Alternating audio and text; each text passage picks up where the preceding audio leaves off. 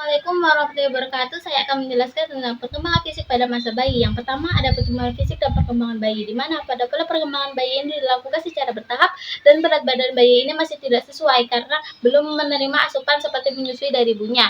Kemudian di dalam otak bayi ini mengalami perkembangan yang sangat pesat, dan di dalam otak bayi ini ada 3 lobus. Pertama, lobus frontal yang berfungsi dalam menggerakkan pikiran, kedua, lobus occipital yang berfungsi dalam penglihatan, dan terakhir ada lobus temporal yang berfungsi dalam pendengaran.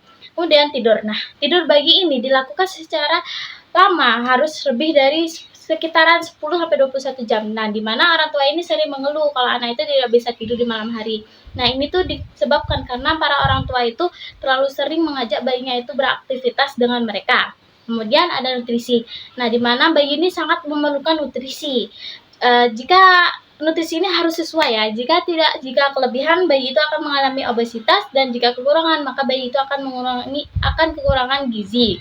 Kemudian yang kedua ada perkembangan motorik, di mana pada teori sistem dinamis ini tuh bayi harus termotivasi terlebih dahulu sebelum melakukan sesuatu. Kemudian selanjutnya ada refleks, yaitu reaksi bawaan terhadap rangsangan di lingkungannya.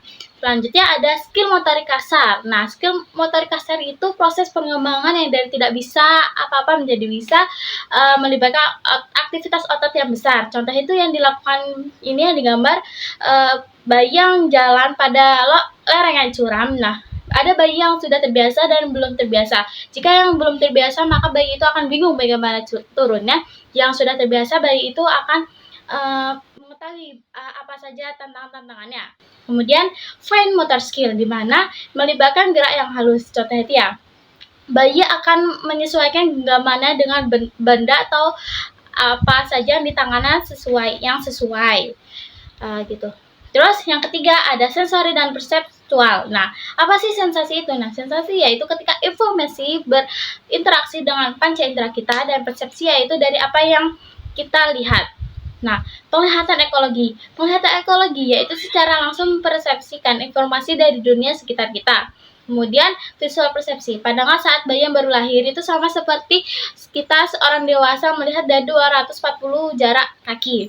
Kemudian other sense. Selain penglihatan, bayi juga sudah bisa mendengar 2 bulan terakhir dalam kandungan ibunya, dan dia hanya merespon dengan suara yang keras.